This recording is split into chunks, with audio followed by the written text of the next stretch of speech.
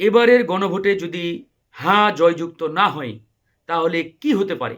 এবারের গণভোটে হ্যাঁ জয়যুক্ত না হলে যে জাতীয় নির্বাচন আগামী 12 তারিখ অনুষ্ঠিত হতে যাচ্ছে, এই জাতীয় নির্বাচন অবৈধ নির্বাচন হিসাবে ভবিষ্যতে সাব্যস্ত হবে এবং এটা রিজেক্ট হয়ে যেতে পারে।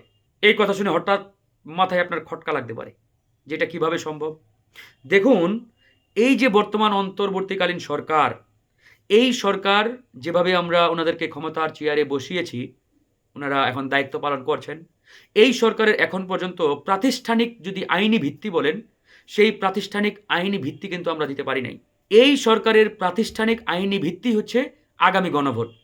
মানে এই গণভোট বিজয়ী হলেই এই সরকার প্রাতিষ্ঠানিকভাবে, আইনগতভাবে লিগ্যালিটি পাবে, বৈধতা পাবে। আর সরকার যখন বৈধতা পাবে, তখন এই সরকারের যতগুলো নেওয়া সিদ্ধান্ত, প্রত্যেকটা সিদ্ধান্তই বৈধ বলে সাব্যস্ত হবে।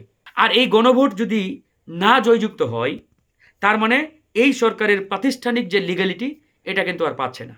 আর সরকারের যদি প্রাতিষ্ঠানিক লিগ্যালিটি বা আইনি বৈধতা না থাকে, তার মানে এই সরকার যতগুলো সিদ্ধান্ত নিয়েছে বা নেবে, সেই সিদ্ধান্তগুলো অবৈধ। তো এই সরকারের নেওয়া সিদ্ধান্তগুলোর মধ্যে সবচাইতে বড় সিদ্ধান্ত কি? আগামী ত্রয়োদশ জাতীয় নির্বাচন। তার মানে ওই নির্বাচনও ভবিষ্যতে অবৈধ বলে বিবেচিত হবে। এবার সিদ্ধান্ত নিন, আপনি গণভোটের পক্ষে হ্যাঁ নাকি গণভোটের বিরুদ্ধে না।